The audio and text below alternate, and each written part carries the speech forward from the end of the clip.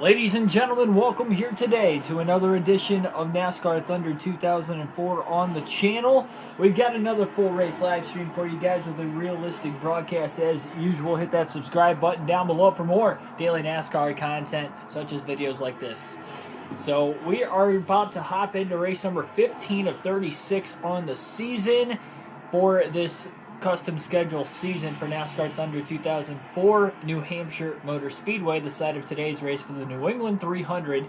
Greg Biffle will be starting from the pole. We'll take you through more of the starting lineup and today's interesting notes. But first, a word from these couple of MRN guys on this game before we get into that.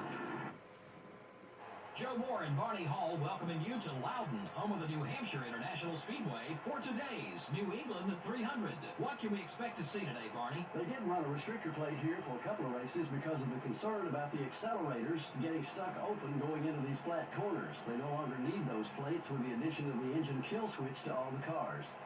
The switch is on the steering wheel and allows the drivers to quickly shut the engine off if they're going into the corner too hard.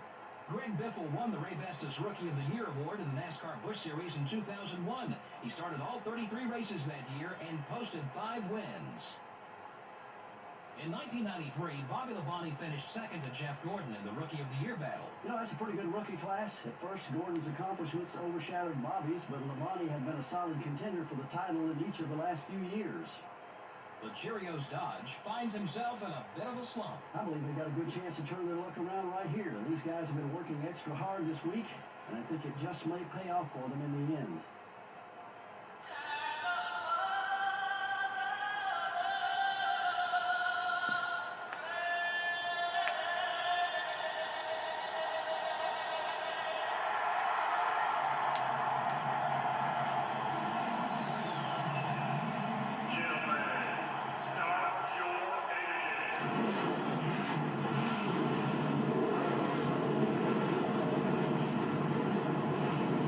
Engines are fired, cars are rolling out onto the racetrack. We'll take you through the starting lineup and who qualified for today's race. Starting with the front row as usual, Greg Biffle will be starting on the pole once again this season. Outside of him, Jeff Gordon. Between the two, they have 6 wins this season. For Biffle, it has been 6 races since he last went to victory lane. Finished in the top 10 with that paint scheme that he's running today, so hoping that the good luck continues. Kenny Wallace, Jimmy Johnson will be in row 2. In row 3, Robbie Gordon, Ryan Newman. Ryan Newman's had a good string of consistent finishes here, 4 straight inside the top 10 for him. Back in row number 4, Dale Jarrett and Ricky Craven. Craven's been having some good consistent luck as of late as well. Had a great run at Pocono yesterday. Hermie Sadler, Bobby Labonte will be rounding out the top 10. Labonte got his first win of the season at Pocono in yesterday's race. In row number 6, Mark Martin, Tony Stewart. Stewart comes in as the points leader, very narrowly over both Ryan Newman and Dale Jr. Mark Martin with a win this season, slowly trying to get back into the top 10. Ricky Rudd, also a one-time winner this year on the road course at Watkins Glen. Ward Burton winless, will be starting 14th. In row 8, Kurt Busch, Bill Elliott. Neither of those 2 drivers have wins this season. Row number 9 as well, 2 drivers without any wins. Joe Nemechek and rookie Jamie McMurray, outside of him, starting in 18th. And row number 10 behind those guys, we've got Dale Jr. and Michael Waltrip for DEI. Waltrip winless. Dale Jr. has won 2 of the last 5 races.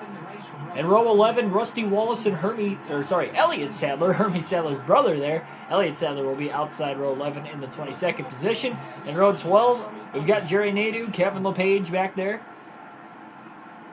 Behind them in row number 13, we've got Kevin Harvick and Matt Kenseth. Harvick's lone win came in the Daytona 500 at the start of the year. Kenseth winless, but he's been close. Back-to-back top 5s coming into today. Sterling Marlin also ran top 5 most of the last 2 races. Couldn't seal the deal yesterday. Still finished in the top 10. Johnny Benson will be starting outside of him.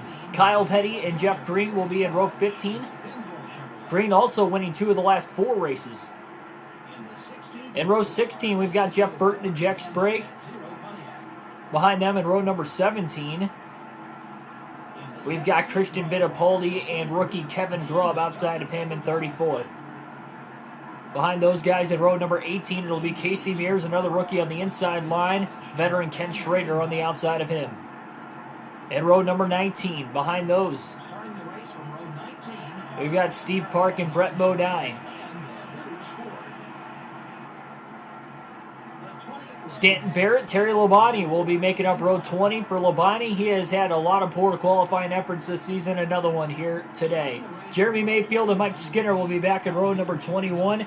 And last but not least, in row 22 by himself, rounding out the field, it'll be rookie Chase Montgomery starting at the tail. So here we go. 300 miles, 300 laps around the Magic Mile here at New Hampshire. The green flag is in the air. We're underway.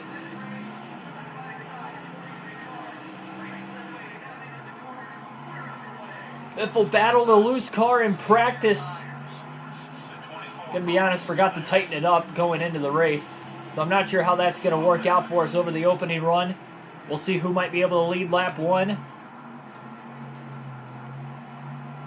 And Biffle from the pole will lead lap 1. Jeff Gordon, outside pole, second. Dale Jarrett, third. Well, get 5 bonus points early on, something he was able to do at Pocono. It took him a while to lead laps at Pocono yesterday. Ended up with a top 10 finish at the end of the day.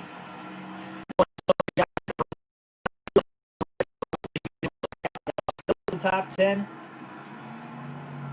As mentioned, Bobby Labonte went on to win the race,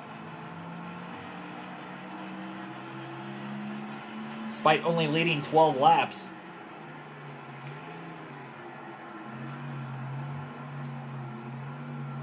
Call 48, Ethan, welcome to the stream, guys. Yeah, I was a couple minutes late. I was in the process of letting the dogs out and giving them their food. I was the only one home, so my one dog takes forever to go outside whenever I let her out.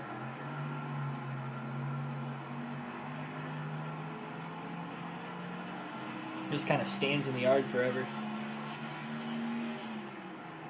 Look at Biffle already pulling out to a big-time lead.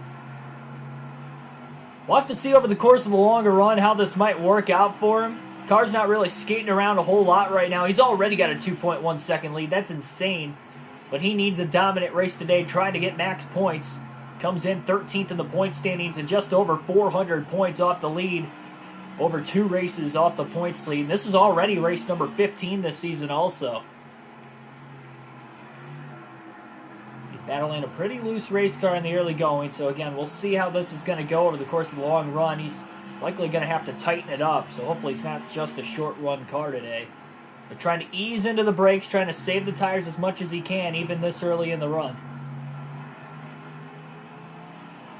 The last 1 mile racetrack we were at Dover a couple races ago, these guys could go anywhere between 65 to 70 laps on fuel. We'll have to see if that will be the case again here today, though a little bit quicker lap times at Dover compared to New Hampshire. This is a much flatter racetrack.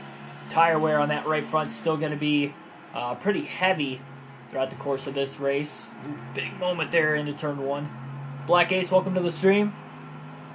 Yeah, I actually saw more than just the design. I saw whatever videos there were of the, actual cars on the track, the feedback for both Kurt Busch and Martin Truex Jr. with the next gen test. So pretty cool. But obviously it was the road courses right now. It looks like road courses, short tracks, car might be a success single car wise. Again, we don't really know, and we're not going to know what these cars are going to be capable of fully until we see them on the track, all 40 of them, for the first time, whenever that may be. Because you remember, even when we had the test sessions, when they introduced the 550 horsepower package in 2019, when they had that test at Las Vegas, they had about half the cars on the track, but they weren't doing more than 20 laps in a run.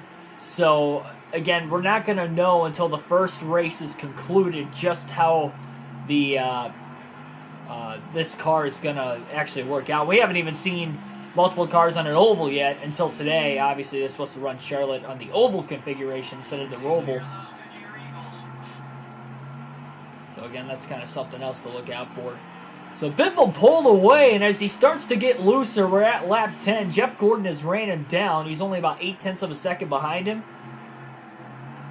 I'm surprised Biffle was able to pull away almost to 3 seconds, but Gordon has just reeled him in. in the last handful of laps.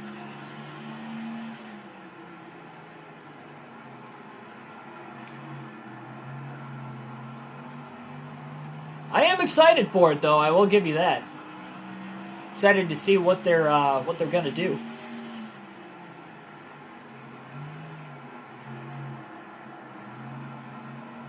Meese, welcome to the stream. Michael Turner, also welcome.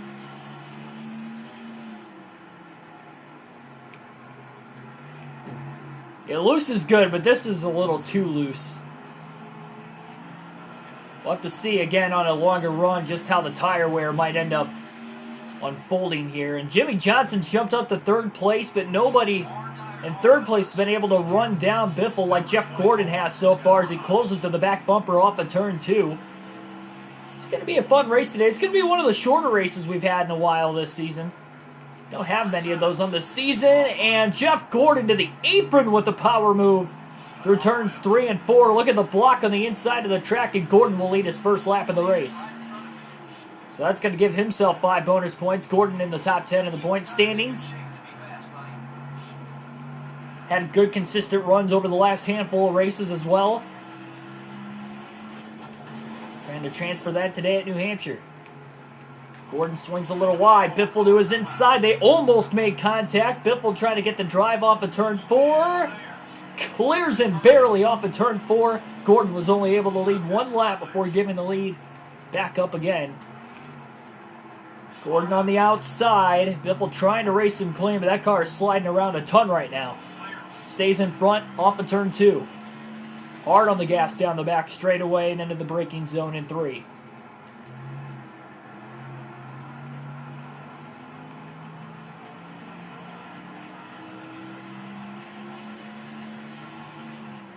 It's good to know Biffle's car's got a good launch for the first 5 or 6 laps, that's for sure. If it does come to a late race restart, that could benefit him quite a bit, especially if he restarts in the lead on a late race restart. Oh man, really loose. That car just drove straight to the bottom, clipped the grass even in turns 3 and 4. But Gordon got a little tight all the way through 3 and 4, pushed up, almost got in the wall on corner exit. So it kind of evened out right there between the two cars. Decent sized gap before lap traffic still. Might not catch lap traffic till about lap 25 to lap 30 if I had to guess. Pretty clean start to the race. About 26 seconds or so to get around this racetrack.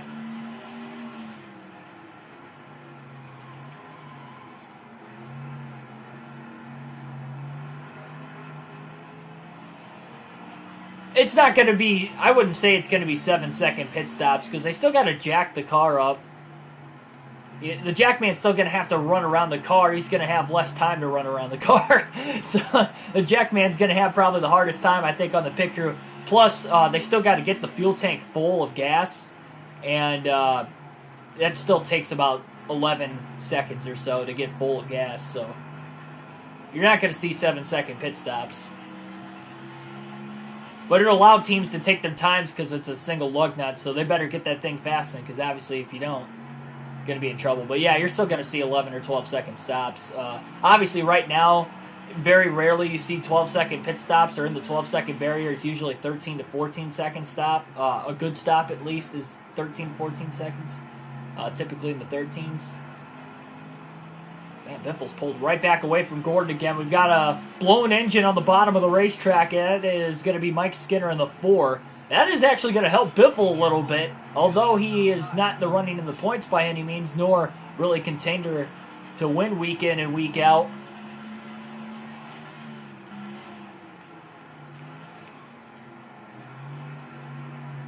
That is one of Greg Biffle's rivals, so obviously won't have to worry about passing him anymore today. That is going to be huge for the 16 team, but tough to blow an engine just 20 laps into a 300-lap race. Biffle trying to back the corners up a little bit more now that he's starting to slightly pull back away from Gordon. Gordon trying to go for that second win of the season. It has been 12 races since he's gone to victory lane. How about Ward Burton up to third place all of a sudden? He came close to a top 10 yesterday at Pocono. Seemed to be getting better throughout the course of the day. Cards didn't fall right with those guys running out of gas. And fortunately for him, he wasn't able to get it done. But he put himself in a good position. He's already up to third here today. Hasn't really come close to winning a race this season. Maybe he can get it done at a track that his brother, Jeff Burton, has won at a bunch of times within the late 90s and early 2000s. This is one of Jeff Burton's best racetracks, so maybe rub it off on his older brother a little bit. And you can see the lap car is not too far out ahead, just a couple laps away from lap traffic. And as you guys know with this game, that is where things start to get dicey. So although Biffle's got a 3.8 second lead, it's going to be interesting. Dale Jr. now up to third, getting around Ward Burton.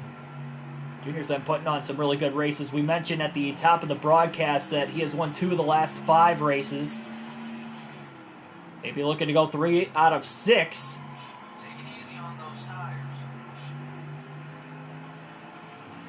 Biffle getting back with the top 10 after DNFs of 3 of the last 4 races leading up to that top 10 at Pocono yesterday. Also led some laps to get some bonus points there. So pretty solid points day. Looking for a better day today. Maybe go back to victory lane.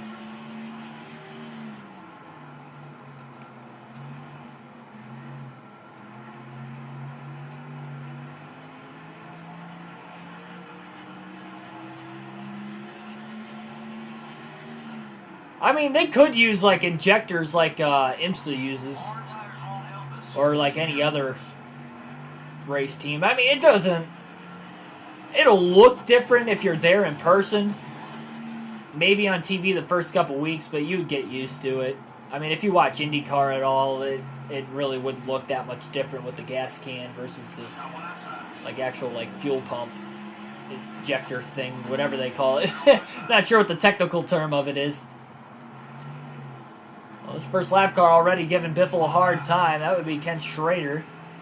Biffle will get around him through turns 3 and 4. A lot better throttle response at this racetrack with it being a short track, so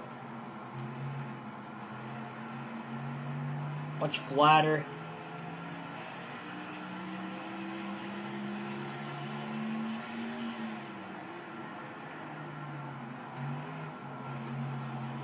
Biffle needs a more relaxed race, that's for sure.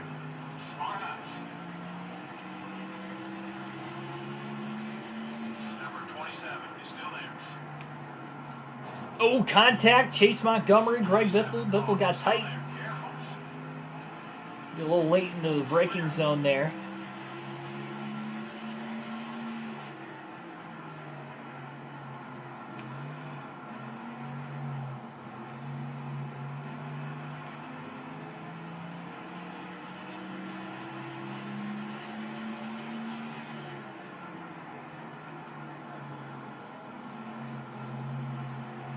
Jack Sprague. There was a couple run-ins in the last race between Sprague and Biffle at Pocono. Maybe costing Biffle a couple positions by the end of the day. Never know all that time lost throughout the course of the day because of Sprague. I'm not saying he would have won by any means, but maybe he could have finished about 7th or 8th rather than 10th. Sprague quickly jumping to the bottom of the track. Biffle trying to get underneath him. Down to the apron. Biffle's been sticking that apron really well today, and that's going to allow Sprague to kind of stay away from him in this. Oh, center of the corner. Biffle gets right on that left rear of Brett Bodine. Biffle slides it in there.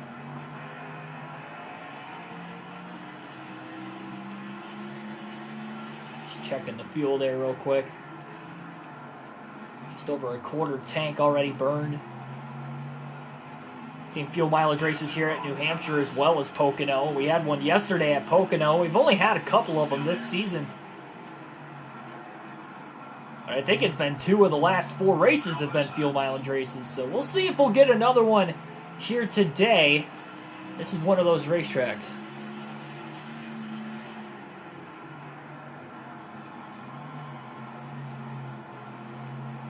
Who do I think is going to win the 2021 championship? Yeah, I don't really have a preseason pick. Not yet, at least. A little too early. We don't even know who the full field is yet. By the way, did anybody else see the Joe Gibbs Racing crew chief change today? Took Adam Stevens away from the 18 car, and they're putting him with Christopher Bell, and they're bringing up some guy I've never heard of off the top of my head for Kyle Busch. Obviously, he's got to be with the Joe Gibbs Racing or Kyle Busch Racing. I don't know too much about him just by the name. I didn't read into it too much, but I saw his name. I was surprised because Adam Stevens is still one of the best crew chiefs in NASCAR, I believe.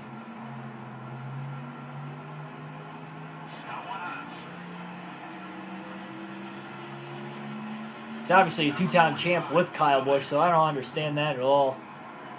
Kyle Busch has one mediocre season, like not even a completely bad season.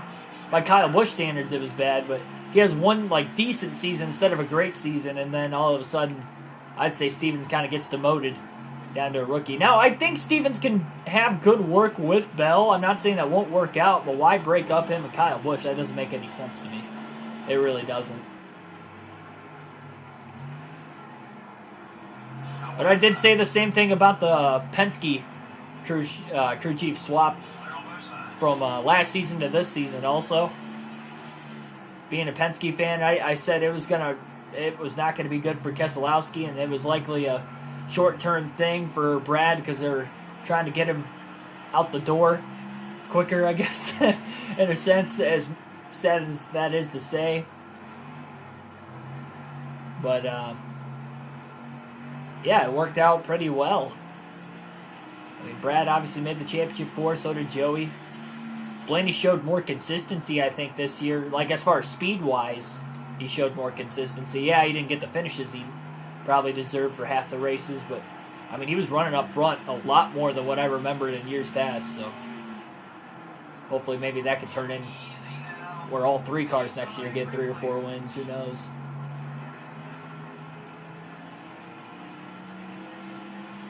Will this race end with only 1 car in the lead lap? It's possible, but we'll have to see how that might play out today. Number 41 is gaining on you. Okay, we're clear. Very clean day so far for Biffle. Hasn't gotten into the wall at all. Lap traffic's playing nice with him.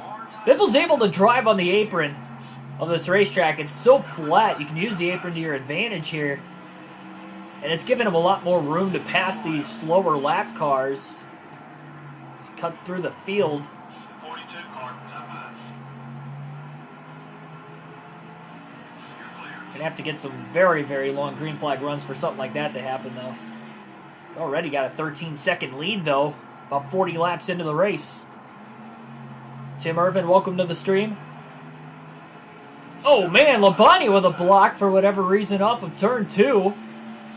Biffle had a run on him. I don't know if he got loose and cut down right in front of him because he moved up immediately. Maybe he didn't see him there. That obviously didn't work.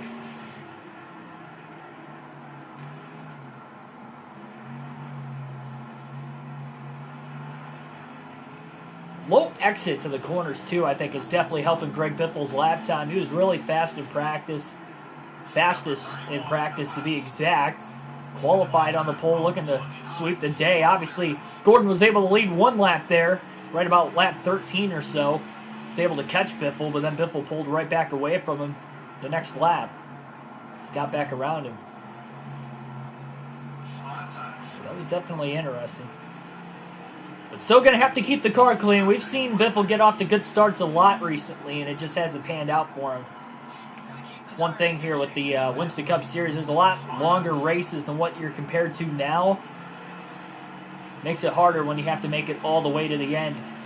And there's the points leader, Tony Stewart, not off to a good start today. Going a lap down early, that's pretty big. Especially for Biffle, 13th in points coming in. Not really looking too solid in the point standings either.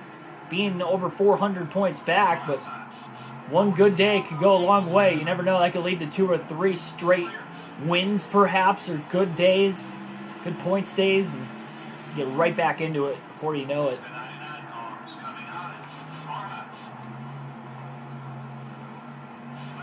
He is as fast and as quickly as he's getting around the lap traffic.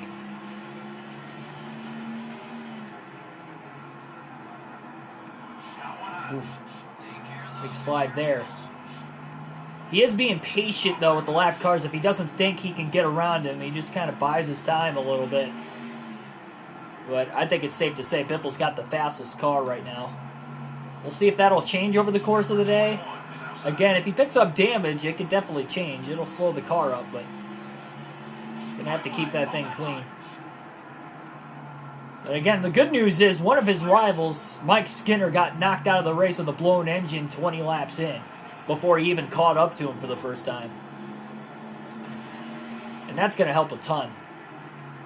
Biffle doesn't have many rivals, but it seems like a lot of them are the slower cars he seems to catch a few times over the course of a race, or even the course of a run, really. Chase Montgomery already about to go 2 laps down, 45 laps in as he swings way wide.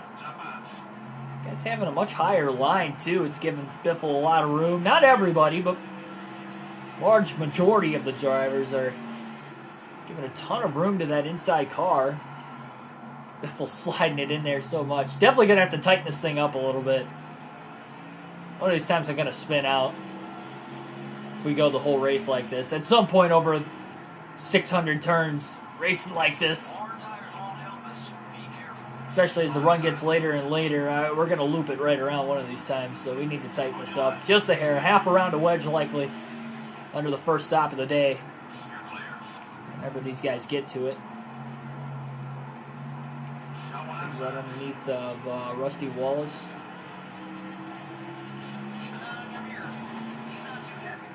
There's Mike Skinner didn't take a shot at Biffle there. Might have been Rusty Wallace being in the way a little bit.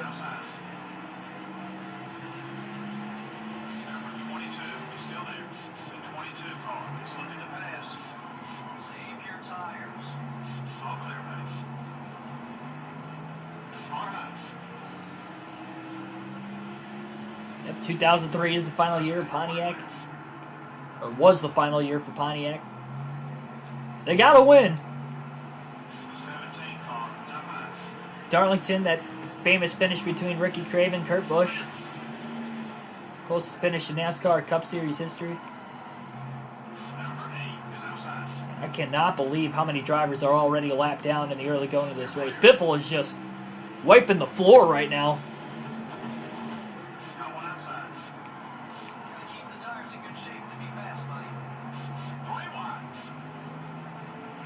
I mean, this has the makings to be one of his best races he has put together this season already. Just 4 drivers on the lead lap at lap 50. First fuel run of the race.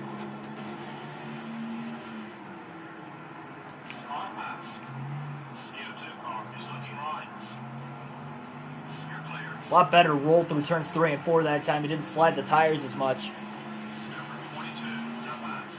Again, we mentioned it's been 6 races since Biffle's gone to victory lane, but those 6 races outside of the top 10 in the last race have not been a fun time for Greg Biffle.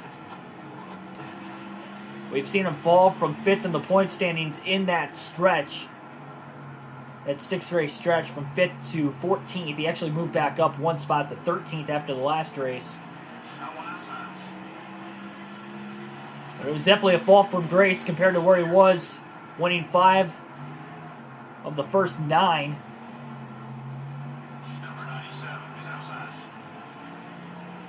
And there you see Ryan Newman up ahead, rivals with Greg Biffle. This could be the race Biffle could get his payback with on Newman. He might just do it here early on just to get it over with. See Newman trying to block on the inside. Biffle to his outside. Well, he tried to turn him. That didn't work. That might have made things a little worse. Biffle's still going to try to get him. He's willing to take his time with him. He's got a big lead. This is his opportunity to get back. Might see some retaliation at a track that you can definitely see it at. Flat 1-miler. Newman blocking for his life right now.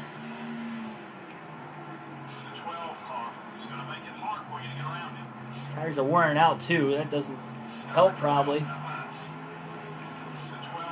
Oh, wow. Biffle just turned himself around. Well, that didn't work. caution for the first time today. Biffle trying to take out Ryan Newman. That did not work at all. Well, tomfoolery going around for a couple laps there. Not sure if anybody else was able to get back on the lead lap, and then we've got our first caution at lap 54. Yeah, that was a very failed attempt there for Greg Biffle to try and turn around Ryan Newman, rather. Newman's second in points, too. It would help him out, obviously, but again, Biffle's doing it mainly because of the possible retaliation or payback.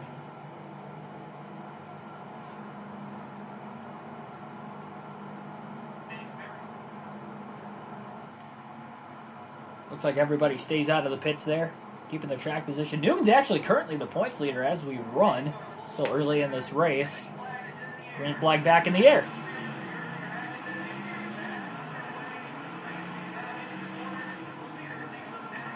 Oh, contact behind. I'm not sure who made contact with who. They're 4 wide in the center of the corner. And finally, Biffle got him back that time. Caution down the back straightaway. We might have had some more guys pile into that. Well, Biffle got Newman back. He'll beat Kurt Busch off of turn 4 to get back to the lead at the line. Our second caution, back-to-back now. And Biffle gets his retaliation on Newman. 4 weeks in the making. But he got it. Oh, wow, Mark Martin. Oh, up and over goes Ryan Newman.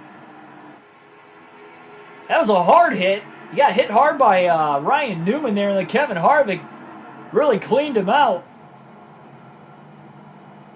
I think that was bittersweet there for Greg Biffle. And he'll hit pit road this time. And it doesn't look like any of the other leaders are coming to pit road. Maybe Ryan Newman. I mean, I have to assume he's got a lot of damage there. Second caution of the race. Well, it's what you guys wanted to see. Again, 4 races in the making of the retaliation from Greg Biffle to Ryan Newman after 3 straight races in which Ryan Newman had wrecked Biffle. Biffle never really had an opportunity to get him back in either of the last 2 races. Was able to here today at New Hampshire. Failed attempt the first time, but he got him on the restart. Heck of a restart before that.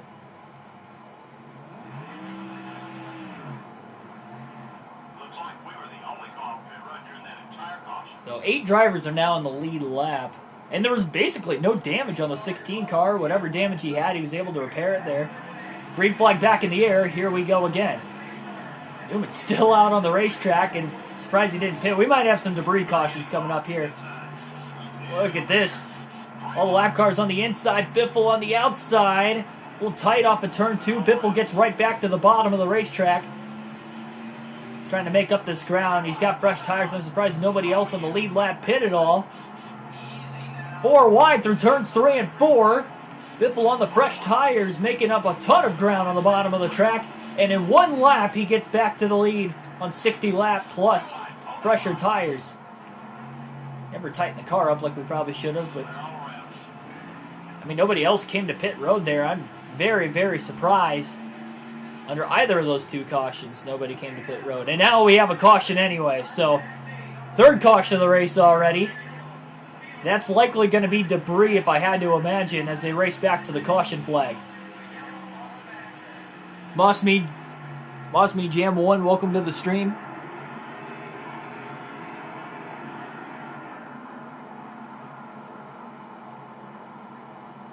And that debris falls off of Newman's car after barrel rolling down the back straightaway. There you see it up in the air. And flying going into turns 3 and 4. So Biffle's going to stay out. I wonder if anybody else might pit behind him this time. Maybe they were expecting debris cautions. No, it doesn't look like anybody pitted.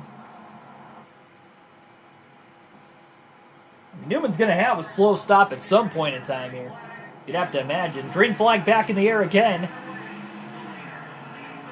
Stuck on the outside going into turns 1 and 2. Got a little loose there. Jared slides in front. Craven to the bottom of the track. Biffle. Oh, Craven. Biffle got together off of turn 2. Biffle able to get back down to the inside. They jam together on the restarts. Biffle clears Dale Jarrett off of turn 4 to get back with the clean air.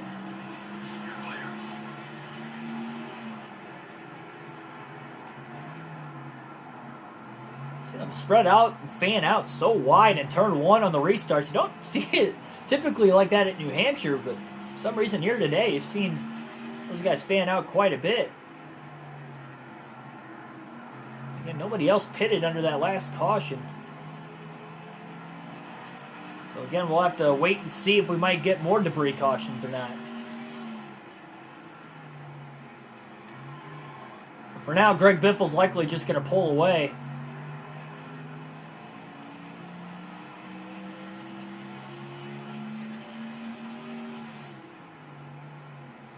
Much fresher tires.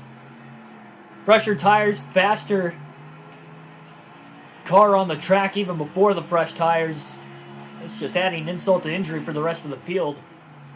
But Biffle will take it. More cars were able to get back on the lead lap on those restarts with the last 3 cautions, so that'll kind of maybe help put more guys a lap down again.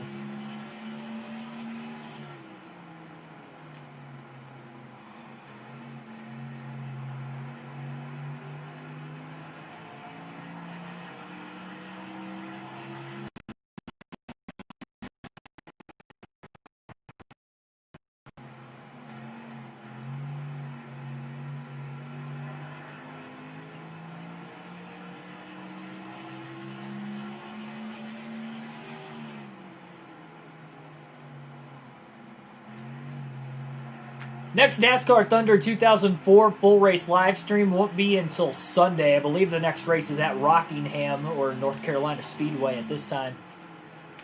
We'll be racing at the Rock for the next race. And then again, that will be on Sunday, but we will still do these full race live streams, realistic broadcast on the daily. Again, huge part of the channel here as I start my young broadcasting career. So if you're not subscribed, subscribe for more daily NASCAR content such as that.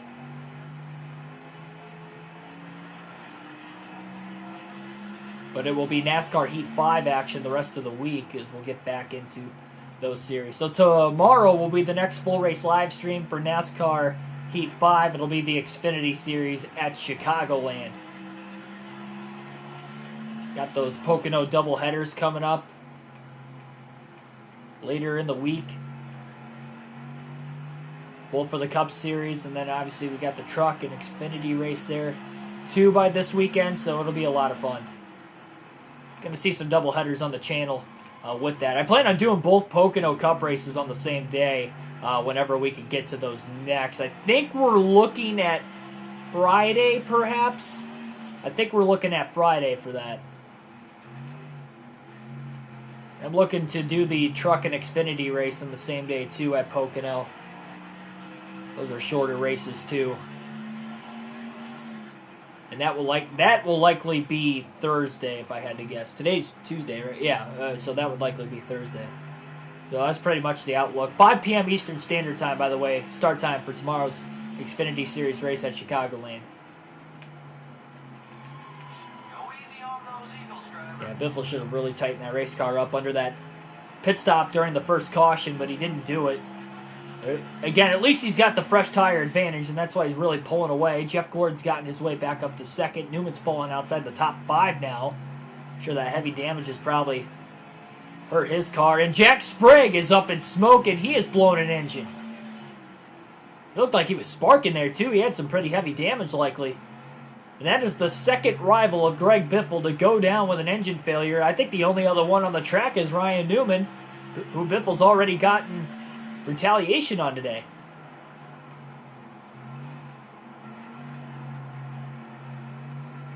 So that is pretty big for Biffle, making his day even easier.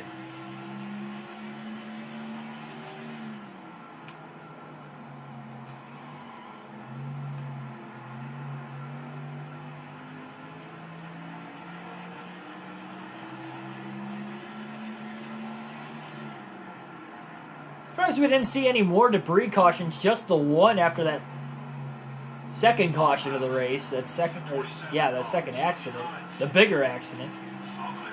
Ryan Newman went for a ride down the back straightaway. A couple big hits in there.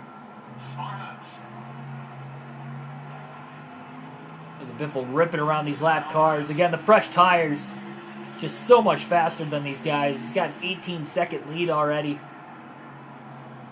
Again, still mind-boggling. Nobody else pitted under those cautions.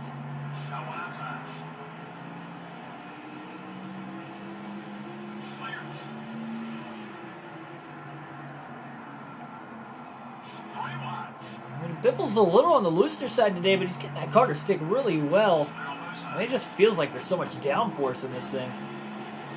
Lap 80. And there we go. We got a caution. Likely for debris. Biffle trying to hustle around these lap cars, put as many. And there's Ryan Newman up there. You saw the debris. And Jeremy Mayfield trying to block Greg Biffle near the grass. Look at Mayfield trying to hold on to his lap to the caution flag.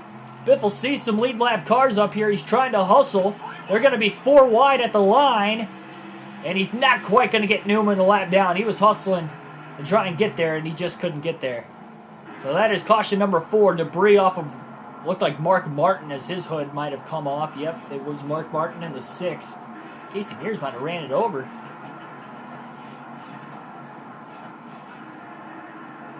So caution number 4.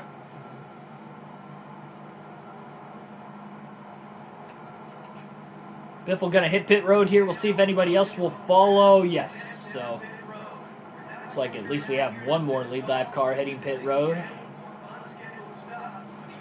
Not that many cars on the lead lap. This isn't going to hurt Biffle by pitting.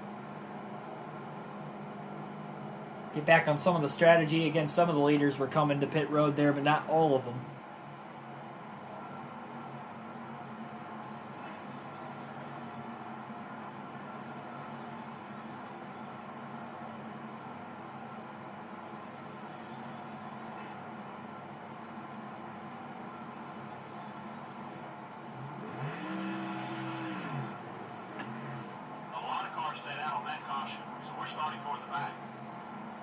And Jerry Nadeau also came to pit road there on the lead lap.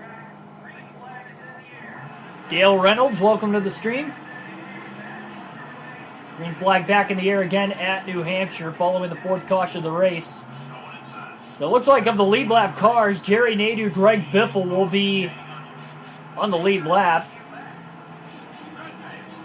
Biffle's just going to mow right around these guys. Again, it's very weird. I'm very surprised no lead lap cars hit pit road outside of Nadeau and Biffle there. All the lead. Oh, whoa! Contact. We're 4 wide off of turn 4. Kurt Busch, Greg Biffle, a couple Roush Fenway teammates got together.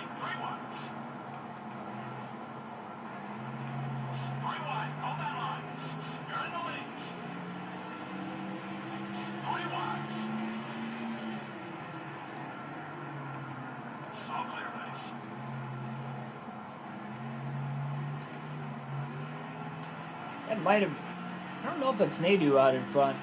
I believe that is Jerry Nadeau. I believe he was actually a lap down there. I don't think he was on the lead lap. He came to pit road because he got quite a ways out ahead of the rest of the field. Be able to tell who that is very shortly here.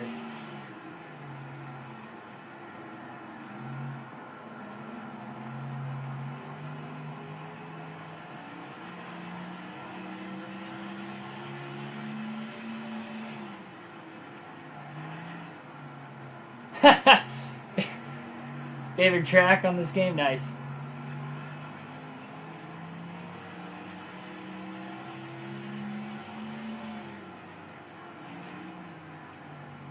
Oh, favorite game. Oh, gotcha. Yeah, hey, thanks for stopping by. I appreciate the support, man. I mean, these two have just walked away from the field. I mean, you can see how much the tires matter. Obviously, when you have 80 laps on your tires, it matters everywhere you go, but that's just insane. Nobody else pitted there. You're likely going to see some pit stops under green. I don't know how long they can go on fuel. Again, with the 4 cautions, we haven't seen how far exactly the fuel tank could be ran. This caution lap's probably going to help everybody else as well. Dale Jr. up to 2nd. Kurt Busch, 3rd place.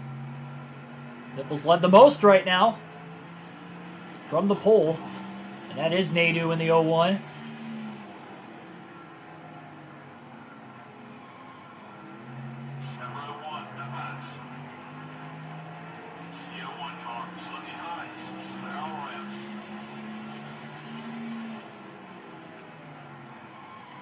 Oh, man. Big slide. Every time we come to pit road, I keep forgetting to tighten the car up.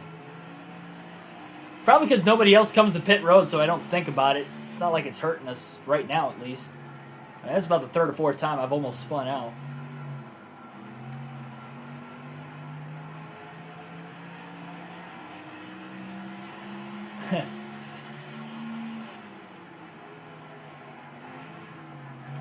I haven't had a hard time with this track on this game right now, but obviously I'm using... You guys can see like the extra braking for whatever reason that's kind of slowing me down. I do use limited assists on this game in particular. I don't use it on any, well, I guess the only other game would be NASCAR Heat 5 on the channel, and I don't use assists there, but I haven't played this game in so long and doing the full races. I want to try to make it to the end of the races as much as possible. That's a big factor of it. The problem is, as you guys have seen, we're 13th in points. We're still not making it to the end of most of these races, so not really like that's paying much of a factor.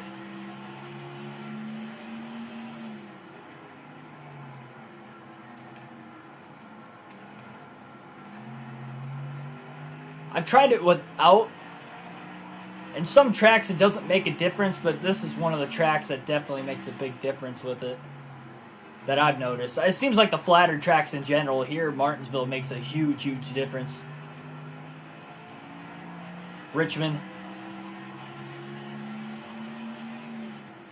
100 to 110 laps is the fuel window.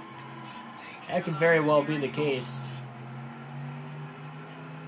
That is the fuel window. Looks like we might have to bring Biffle to pit road an extra time still, but at least he's getting the jump right now. 4 cautions in the first third of the race. I'm very certain we're likely going to get another one before the end of the day. I'd be very surprised if we didn't get another caution before the end of the day. A wild start we've had already. Seems like these races either get a lot of cautions on this game or they hardly get any cautions at all. It's just been kind of the story of the season, almost halfway home with this season. Again, this is race 15, excuse me, and again, currently Tony Stewart leading the point standings. Pretty tight battle, though, between the top 5, all within one race. Dale Jarrett came into this race 5th in points, about 130 out. He mathematically still has a shot to get to the lead in one race. If all goes well, Jarrett's off to a decent start today, though most of the top contenders in the point standings outside of Ryan Newman in 5th are not off to a good start today. Jeff Gordon, you saw him lead a lap early in the race. They're starting second, but he's really faded back as this race has gone on as well. Maybe he doesn't have the long run car. Could be fading him back over the course of the run. Again, no pit stops for anybody else today outside of, you saw Nadu come to pit road there and Biffle. They could be banking on another debris caution as well. That could be the case. We've seen 2 of them already. We know Ryan Newman's got some pretty significant damage out there, but if they don't get a caution like immediately here, they are going to pay for it pretty severely. I mean, this is just giving Biffle an easier advantage in this race, but again, as we noticed over the races, none of them are easy. Had races where it looks like we could go on and walk away, and then one hard accident knocks a bunch of speed out of the car, and we're just not competitive. The most extreme case of that, of course, was the Pepsi 400 at Daytona a few races ago. We'll see.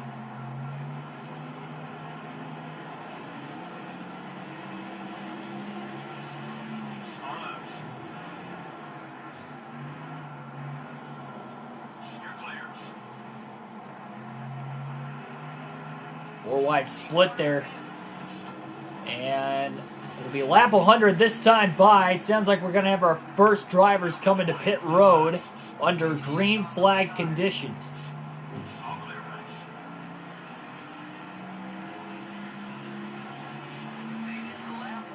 So a third of the way home here at New Hampshire today. Just about 45 minutes or so into the race.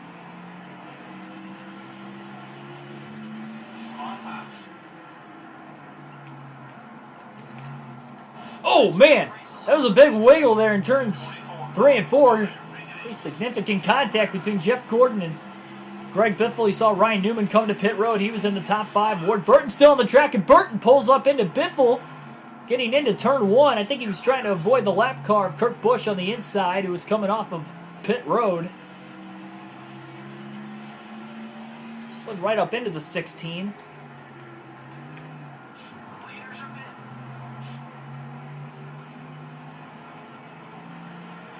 One thing I noticed in practice, too, with this track, cars coming to pit road and leaving pit road, it's tough to try and avoid them with the line that I've seen the 16 car run today. I ran into a couple cars in practice, so under green flag pit stops in today's race, definitely going to have to look out for that over the longevity. Really only saw, both from the AI and for myself this season, one accident where we ran into the back of a car coming out of pit road.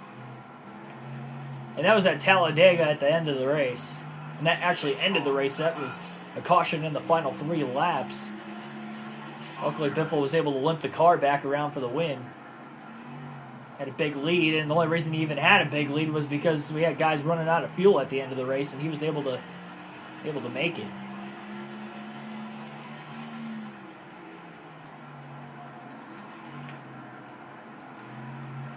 Emmett Stewart, welcome to the stream. Man, it's just a huge lead.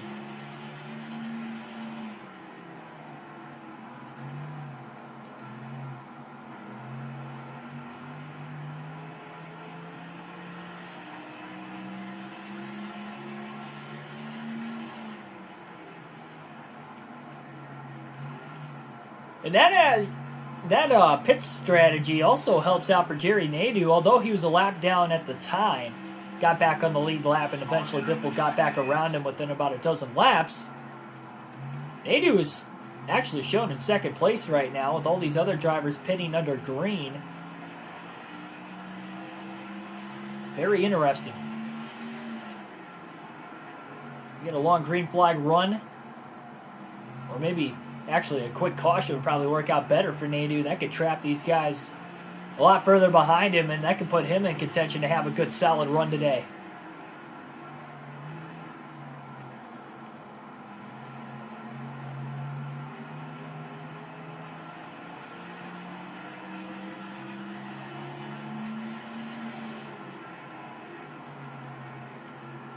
Oh, we got a car in the wall.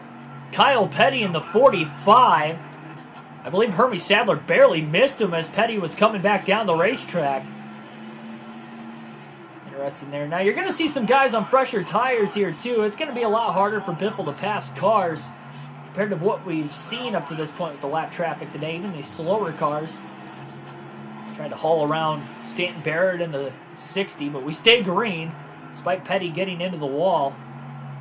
And there's going to be no break from lap traffic anytime soon for the 16 of Biffle as well. Things are really spaced apart after the green flag pit stops.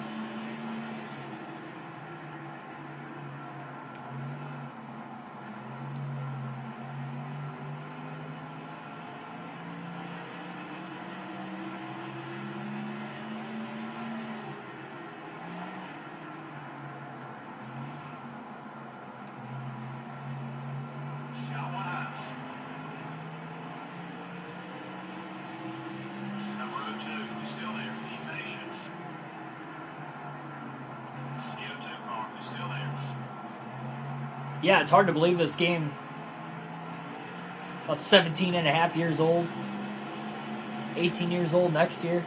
It's insane. Oh, wow, that was a big slide going into turn 1 and 2. Car downshifts, you can really see the acceleration in the center of the corner for Biffle.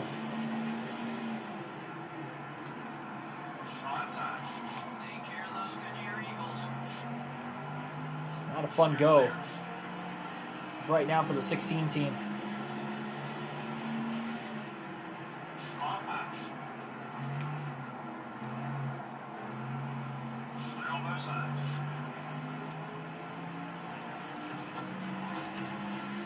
That's one thing, though, also, for when we do Season 2, depending on how the rest of the season goes, I'll probably turn the assists off I've been getting more comfortable, more used to the game. The more I've been playing it throughout the course of the season, I knew it was going to be tough at the beginning of the year, and it definitely was. It's why you see Biffle 13th in the point standings despite 5 wins. It seems like he's either been completely on or this has not been good at all. But as we go to each track, get a feel for it, running all these laps throughout the course of a race, assuming we make it to the end of most of them from here on out, it'll become, I think, a little easier to get back in the points hunt by the end of the year, but there's a good chance I turn the assists off for Season 2, because remember, we're doing 2 seasons of this. That would not be a custom schedule season. That'd be the regular schedule, and then we'll work our way up to Heat 5, Heat 6, or not Heat 5, 05, 06 for the EA games all the way through to 09, and then obviously I've seen NASCAR 15 a lot in the chat. I've actually never played that game, so that'll be interesting. But yeah, we'll work our way up through the game. It's kind of a side series outside of the NASCAR Heat stuff that we've been doing over the last almost year. It's hard to believe. Hard to believe it's been, well, I guess it's only been about 9 months so far on the channel, but like looking back on it, it's hard to believe it was that long ago. Like in the midst of doing it, it doesn't really feel like it's been that long at all.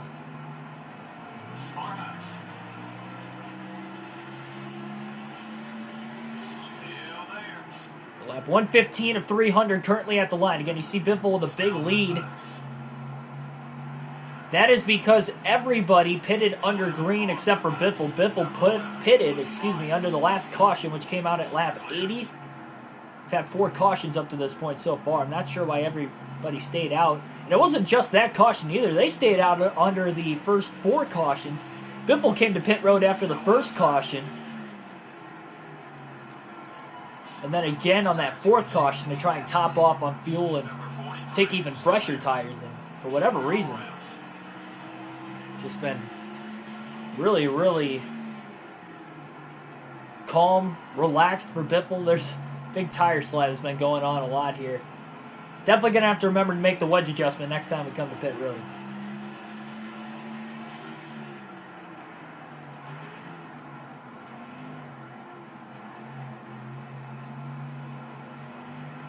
Well, this is NASCAR Thunder 04, so yeah, we're doing 2 seasons for each game.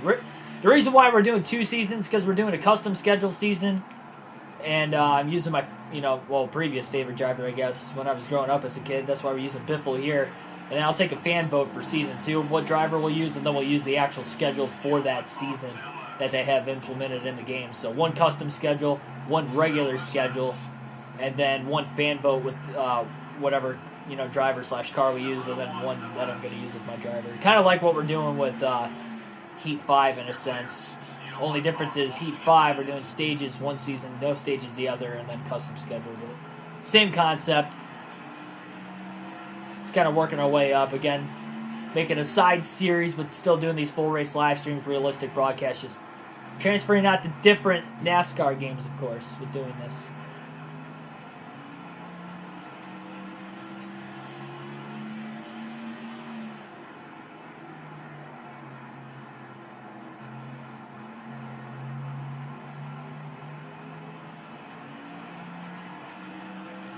Gonna alternate to the different camera angles for the first time in the race today.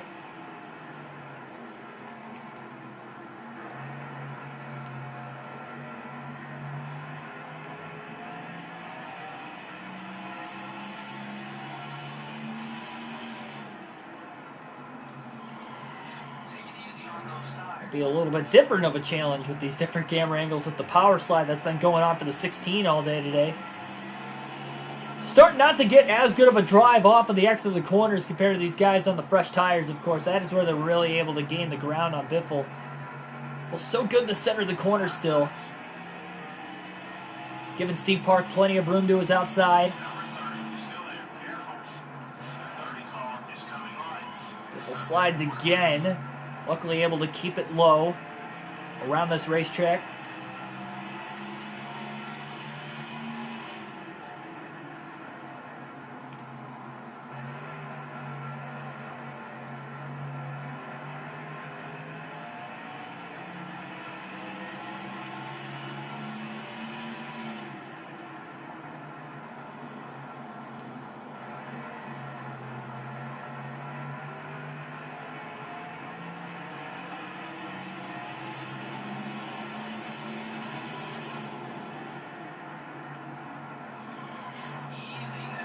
really see the wiggle and the anticipation that the car is going to get loose every time we get into an entrance or a braking zone for the corner.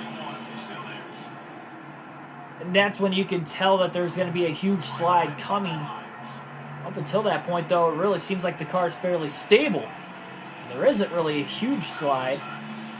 Whenever that is the case, if it doesn't have that small wiggle before he gets into the corner. And that's just the lack of grip both with these cars and, again, the high horsepower. A little bit of the worn-out tires as well, as already 45 laps have been put on these tires for Greg Biffle. So about halfway through the run, not quite halfway through the tire run.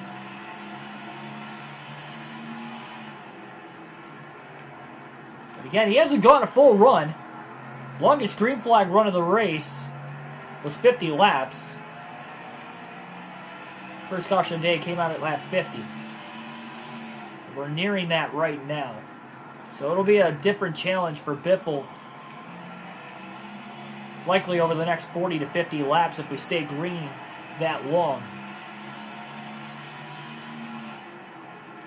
Gary Nadeau's dropped back to third. Kurt Busch jumped up to second. So Roush Fenway Racing now running 1-2 on the racetrack.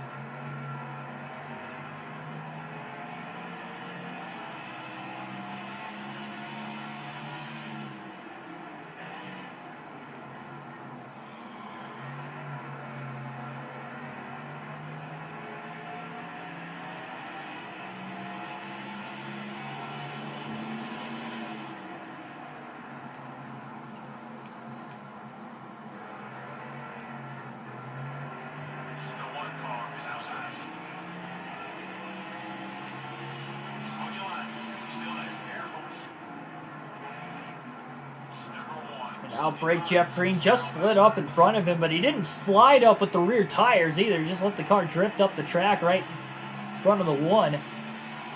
So that worked out perfectly. Making the pass.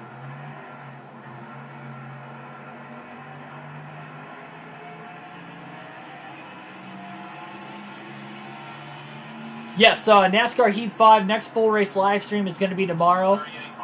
It will be Chicagoland for the Xfinity Series, 5 p.m. Eastern Standard start time for that one. So that will be the next full race live stream, and it will be for NASCAR Heat 5. Career mode episodes, I'm still working on it. I haven't really had much time to do career mode outside of other research I'm doing for other videos. I have mentioned that, trust me, I haven't forgotten it. I'm not procrastinating with it. I'm literally working on like 4 videos at once. You might see videos within like a couple days time. Recapping the 2020 season, my predictions, stuff like that.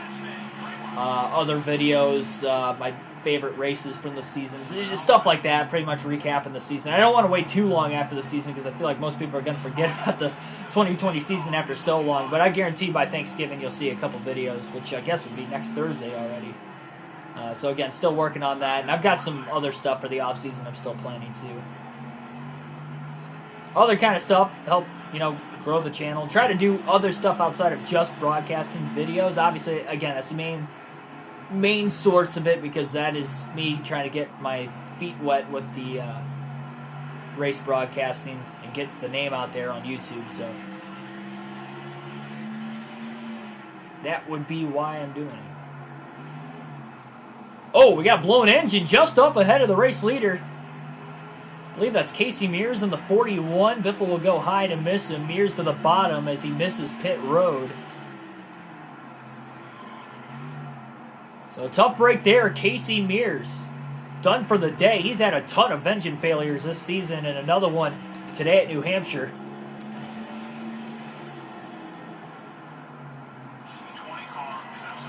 How much Biffle gains into the brakes and clears Tony Stewart off at turn 4 as well. Jeff Gordon's back in the top 5, up to 5th place. Ward Burton's kind of faltered back over the course of the day. Again, how low this car exits the corners. Down on the bottom of the track. Now, Biffle will give up a massive part of his lead. There you see Mears finally able to get to pit road. Lap 135. We'll go back to the far chase cam for now. Big slide there. Rusty Wallace almost got back underneath Biffle. But again, Biffle will have to make a green flag stop. He will give up that huge lead he's got right now, if it stays green long enough. Oh! Murray! I don't know if he got clipped off the front of Nadeau's car. That could have been the case. Well, the contact between the two is going to allow Biffle to get around Nadeau and get to the side of McMurray a lot quicker. Amazing how much Biffle's drifting.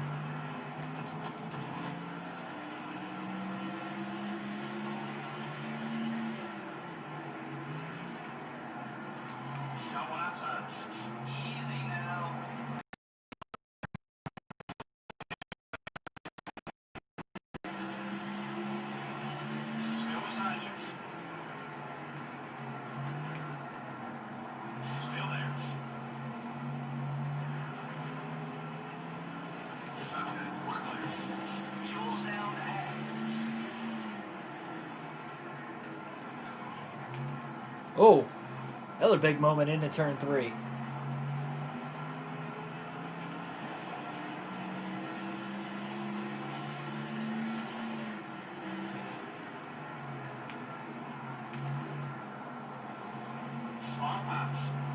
He's definitely been using a lot more brakes. These corners.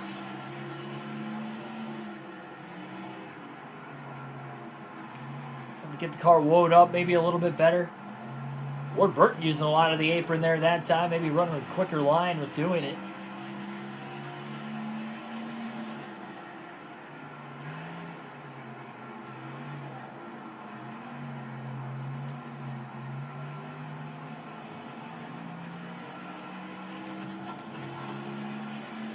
Yeah, I was doing that last season, and then when COVID hit, obviously I had to keep going, but I was keeping up weekly.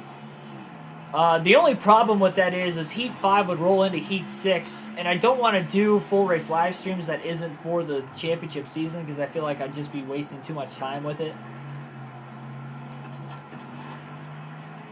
Like, at least with the season championship, it kind of puts more on the line, makes me have to focus more. I feel like with I just did, random races, my focus wouldn't be there as much. And look at Ward Burton. Blocking up, trying to make Biffle pass him on the outside. Oh, Burton just pulls up right in front of Greg Biffle randomly. Getting into turn 3. I think he was trying to pull a block. There was a little bit of contact, obviously. Burton got in the wall. We stayed green.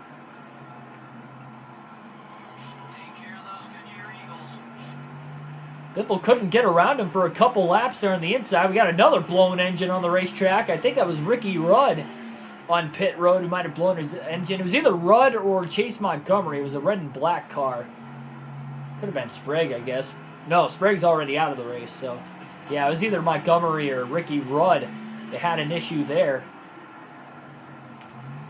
So a couple issues for a couple different drivers that last lap. I'm not sure what Burton was doing, but he just came right up in front of Greg Biffle right on the entrance to turn 3 and put himself in the wall. Ooh, contact. Hermie Sadler, Brett Bodine up here. Almost halfway home already here at New Hampshire. But this is a day, again, Greg Biffle needed a max points day. Could get him under 400 points off the lead. Maybe jump him up a couple more spots in the point standings as well. And again, with those guys on fresh tires, we'll see how much time they were able to gain on Biffle. Biffle gained some time, obviously, before they pitted. Had about an 18-second lead on second place before the green flag stops took place. I would have to imagine that there's still going to be a lap down or so. I think for the rest of the field, they might not have necessarily known what happened when Ward Burton cut up in front of Greg Biffle there, putting himself in the wall. But if that would have brought out the caution, that would have trapped so many drivers 2 laps down. That would have made Biffle's job a little easier today, but we stay green. Things keep going. Everybody's just hoping that Biffle has to come to pit road and cycle things out before a caution comes out. We almost had it there.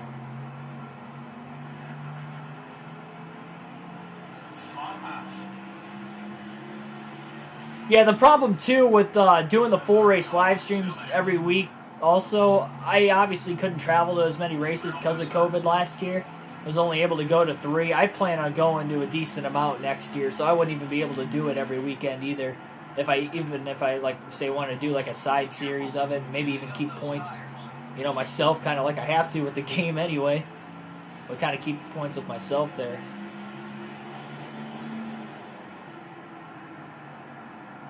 Ryan Newman kind of running Mark Martin up the track. That might have been a pass for position. Biffle trying to get around Dale Jarrett. Jarrett blocking him off. For the moment, Biffle staying way on the inside. He knows Newman's upset with him. He doesn't want Newman to door slam him at all. Going to the apron, I'm surprised Newman did not take a shot at Greg Biffle at all. Oh, Biffle slides big time into turn 3. Still 3 wide and tight, almost pushed up into Dale Jarrett. He was trying not to make contact with both him and Bill Elliott. Oh man, Biffle washed up the track right into Elliott. Pretty significant contact. Biffle finally gets underneath Jarrett. I'm surprised he got that good of a drive off despite the heavy contact. I just shot Elliott up the track a little bit further and allowed Newman to reel in Elliott a little bit more. Not sure if they're battling for position or not. I don't think they are. I think Elliott's an extra lap down. Newman's in 4th, so yeah, that wouldn't be a battle for position at all. And neither is Dale Jarrett for that matter. Shows you how far ahead Newman is, even in 4th place.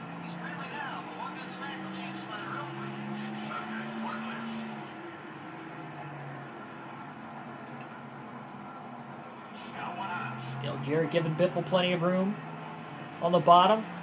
Cross flags in the air. We're halfway home at the start-finish line there. I mean, Biffle has led well over 100 laps. He could be within reach to clinch the most laps led before he has to hit pit road again, which would be ideal.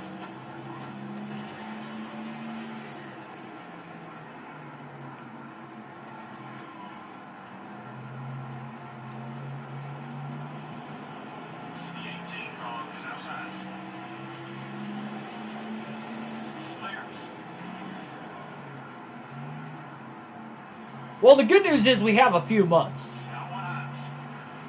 Because from the time NASCAR came back in mid to late May, they were already allowing fans back by the Bristol All-Star race, or even a couple races before that, by late June.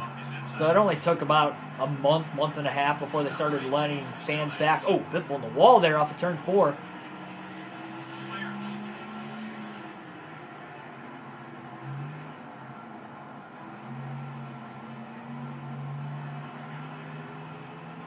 Labonte got back around him after Biffle had passed and cleared Labonte a lap before, corner before.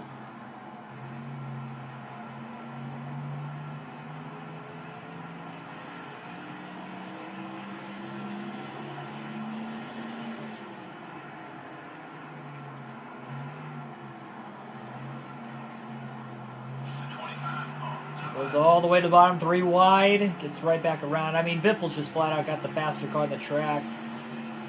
Even the 40, well, not even 40 lap, it was about 20, 30 lap fresher tires, probably closer to 20 lap fresher tires for everybody else. They were definitely quicker at first, but I think after about 40 laps, they evened out. Biffle is currently gone quite a long ways on these tires. Again, last pitted at lap 80, it's lap 155.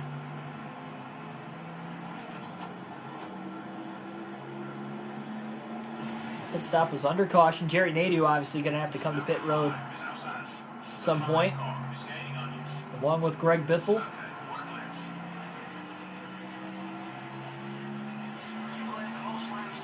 Wow. That's amazing how quickly Greg Biffle has clinched the most laps led.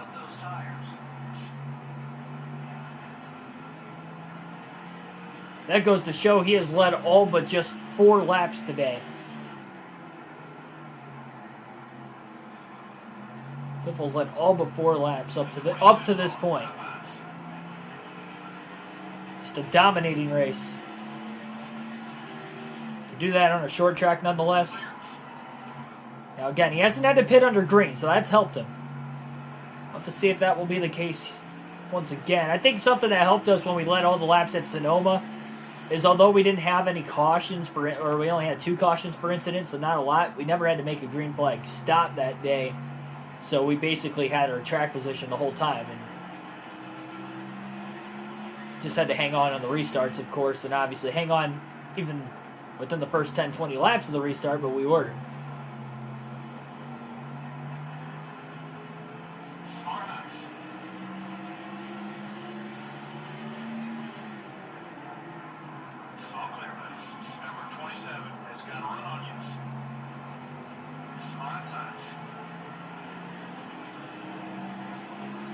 So 10 bonus points are locked up for Biffle already. It will be a max points day if he goes to victory lane. And again, it would be his 6th win of the season. In the first 15 races, a third of the races won, but the inconsistency is why he is outside the top 10 in points. Looking to maybe get back in here soon.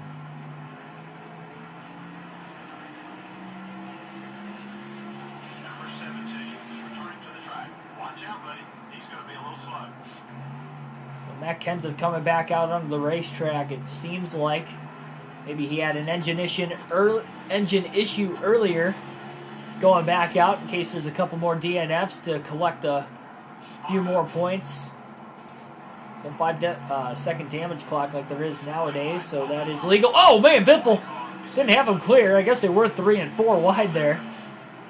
I don't know how Biffle kept it off the wall after the contact with Marlin, but he slid up the track just a little too soon. Great roll in the center of the corner there. To get around Harvick and Jeff Green here, there's going to be a decent amount of clean room to run. Biffle's still sliding. Kevin Harvick got loose off of turn 4. Slid up the track. Biffle gets around him and clears him past the start-finish line. Biffle's tires are very old, just over 80 laps on these tires. Still about 6 gallons of fuel left in the car, so a little under a quarter tank remaining.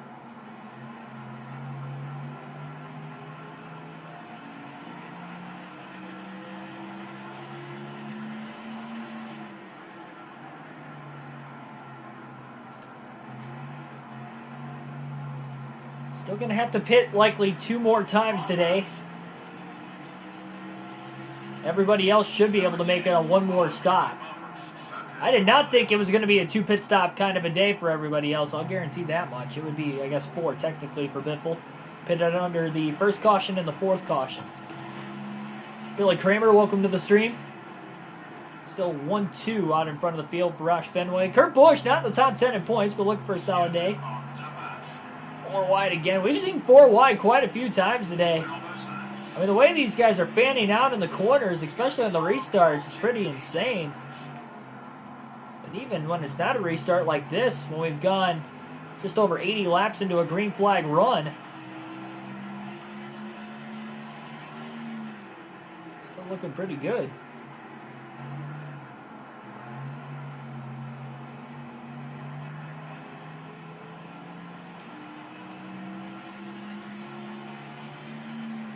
Yeah, you're right. 6-minute damage clock. I said 5-minute because of our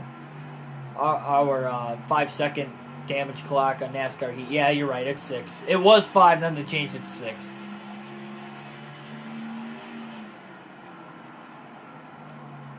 Oh, man. That car just did not turn going into turn 1.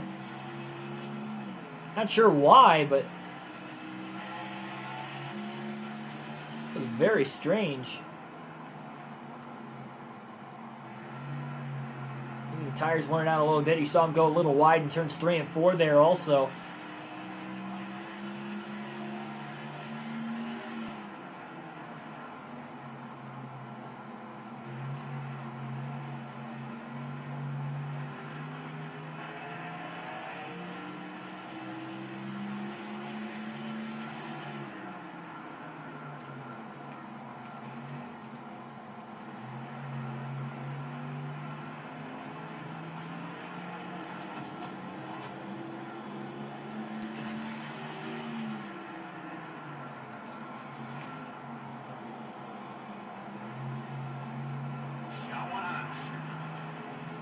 That's another thing about this game is the rival thing isn't exactly accurate because remember Ward Burton moved up well in front of Biffle, kind of clipped himself into the wall earlier and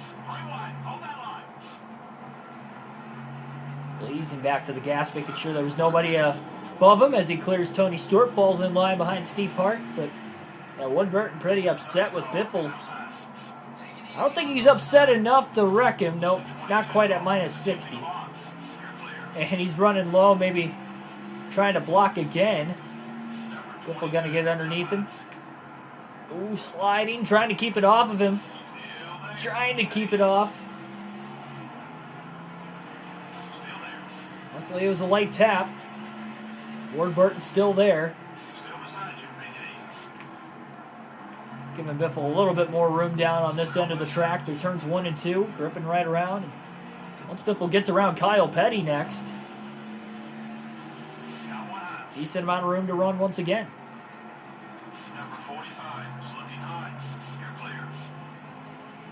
Strange how many more laps you could run on fuel at this track. 2003, or in this game, compared to NASCAR Heat 5 and the cars now, I mean, these guys can maybe go about 80 laps at the most. Nowadays, about 70 to 80 laps roughly on fuel. And in this game, we could stretch it longer than that already, 90 laps into this green flag run. By far the largest green flag run of the race. Dale Jr. up to second, getting around Kurt Busch. Biffle's car not turning it all in 1 and 2 there. He had to let it roll out.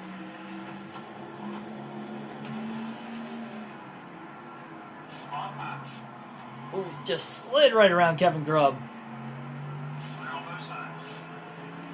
Big slide job maneuver.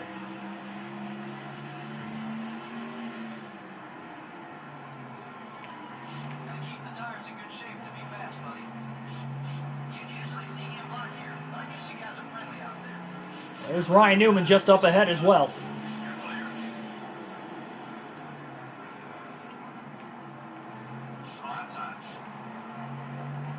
Biffle gets to the inside of Newman. Oh, Newman wipes out Biffle again! He turns him off of turn 4. Unbelievable. Yeah, I'll tell you what. Seemed like every time I looked up, there was a different leader out there. Hard hit into the outside wall for the 16 while leading. Went backwards after a top 10 start. Well, I'm sure he's not very happy about his finish. That whole team really thought they had the car. Unbelievable. Sometimes things just don't work out like you planned, especially in this NASCAR Winston Cup Series. Greg Biffle has begun a new rivalry on the racetrack. I'm not sure how all this got started, but now that they have a little history on the track, it'll be something to watch in the weeks ahead. Well, to be fair, again, it got started because Newman turned Biffle 3 weeks in a row. Couple week break, and then hard accident right at the end.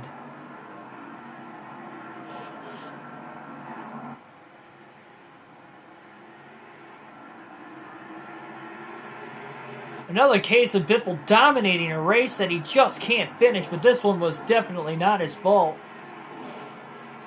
Once again, as he got cleaned out by Ryan Newman. Thought it was all settled.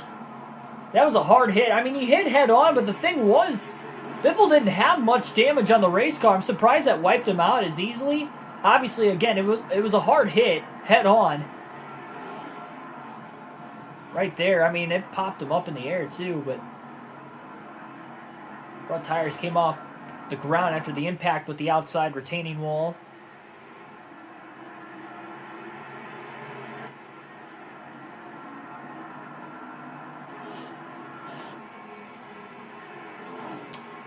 Biffle thought the payback was given. The problem is, again, Biffle needed a good point state. 13th in points, over 400 points back. There were drivers that were in the top 10 in points, only one of which were actually in the top 5 for most of the day, and that was Dale Jr. Gordon was in the top 5 a little bit later. I guess Newman was a little bit later after falling back, but still, a day Biffle could have had the points leader, Tony Stewart, around 20th all day, lap down, multiple laps down. Was not fast. A good chance for all these guys to take points into the next race, and Ryan Newman has wiped out Greg Biffle.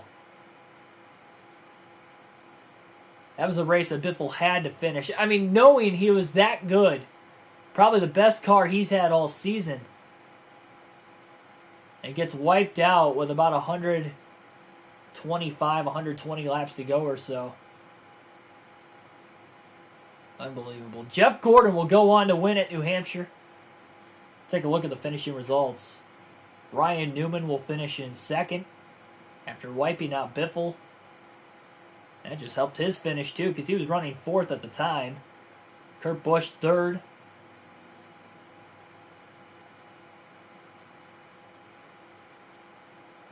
Followed by Dale Jr., Ward Burton with a top 5 run. Jimmy Johnson in 6th, Dale Jarrett 7th. Michael Waltrip 8th, 9th was Tony Stewart, and Rusty Wallace rounds out the top 10. So Stewart actually did come back to finish 9th, and that's going to hurt Biffle even more. See, that's the thing, Biffle having those laps on those guys, they were all lost as soon as they got wiped out. Though Stewart still finished multiple laps down there. So it looks like the race ended under caution, because it says they only completed 298. Yeah, 5 cautions. Well, no, that doesn't make any sense. 5 cautions total. It's probably because Biffle had a couple lap leads, so they should have gotten a lap 300 still. But it looks like 5 drivers finished on the lead lap today. And Jeff Gordon gets his second win of the season. So all the way down the leaderboard here. Wow, tough break. And Ryan Newman, who came out of the pits, remember, after an engine issue. And Casey Mears also came out of the pits, and they still beat Biffle, despite both having engine problems even earlier. The Biffle's exit, 171 laps led and taken out once again. That is the 3rd time this season Biffle has gotten wiped out while leading a race by a lap car that has ended his day. And all 3 times it was in the latter half of the race. Turn those high 30, low 40th place finishes into wins that could have been, and he'd be a heck of a lot closer in points than what he is right now, and that is a tough 41st place finish. The bad luck continues, and again, failure to find victory lane for the 7th consecutive race for the 16 team of Greg Biffle. It's true, no safer barrier. There's safer barrier in the corners, not on all tracks, but like New Hampshire, for instance, does have safer barrier in this game in the corners, but not on the straightaway where Greg Biffle hit, like you mentioned there, Michael. But I did not think that it was that hard of a hit into the wall. I am very surprised that knocked him out of the race. I think using Greg Biffle, who is a rookie in this game, also kind of, that might have something to do with us being able to take not as much damage and DNFing. I think if we were like Tony Stewart, Dale Jr., Jeff Gordon, those guys in this game, there's got to be a car rating or something like that might actually help them out a little bit more, and maybe the durability can last a little longer, because, again, that's the 3rd race we've gotten wiped out while leading, and really all 3 times we didn't have much damage. You could argue Texas, when we got wiped out by Hermie Sadler while leading earlier this season, you could argue we had a decent amount of damage, but we had very little damage today. Very few times we even made contact with another driver.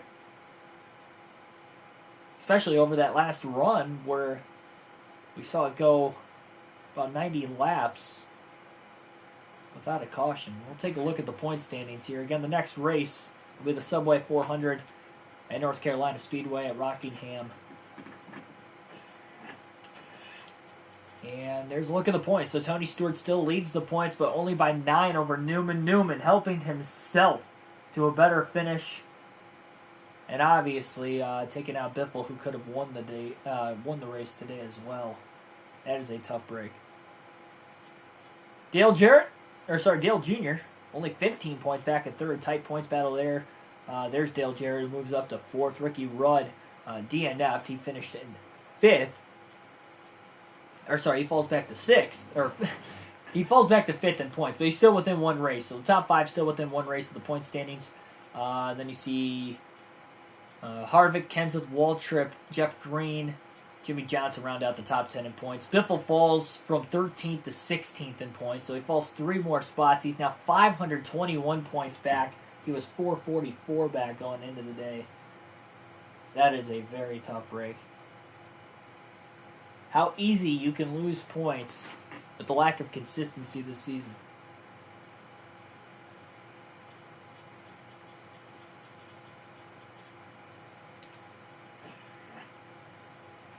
And we'll take a look at the upcoming races on the schedule. We already mentioned that Rockingham will be up. After Rockingham, we'll actually run the All-Star race, and then we will run the Coke 600. So those will be the 3 races that will be next week. Would be Rockingham, All-Star race, Coke 600. Biffle, tough break again.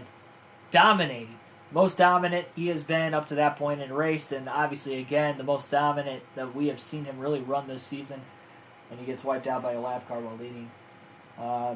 Tough break. And he was actually going to come to pit road.